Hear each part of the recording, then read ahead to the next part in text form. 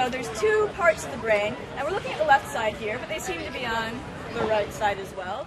Why I'm here today is to talk about my research, which looks at what's going on inside our brains as we're learning complex new actions. So what Soapbox Science is it's a forum, it's an opportunity for women from the UK, women scientists, to come out, get on their soapboxes and tell the world a little bit about what it is we do and why it is we're passionate about it. It's electric, it's so nice. It's just, as you can hear, there's applause, there's people walking by, the sun is shining, and people seem to be really interested in the science. They seem to be really engaging with the speakers.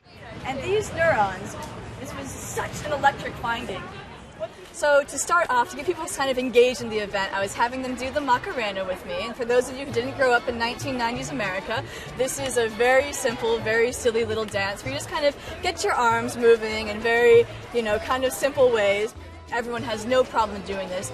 We call it a dance, but it's super hyper simple. And the idea was that as the audience sat there and watched me, they're able to transform the visual input onto their bodies. And this whole idea of action and perception being linked and our ability to super effortlessly pick up on what it is we see other people doing and to put it onto our bodies, this is the crux of my research and my research interests.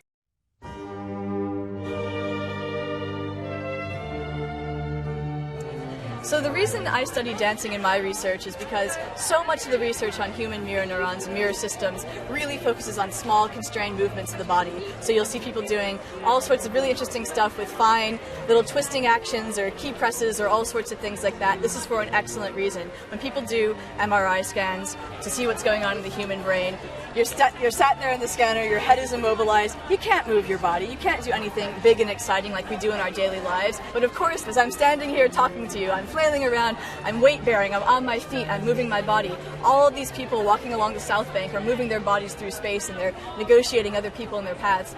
So the actions we do in our daily lives are much more complex. So what I wanted to do was take these simple key press sequences and take them as far away or as far advanced as possible. So I'm looking at the most complex model system I can think of in terms of human movement, which is dance. And when we look at coordination of the whole body, this allows us to answer much more complex questions about the human brain and how it coordinates perception with action.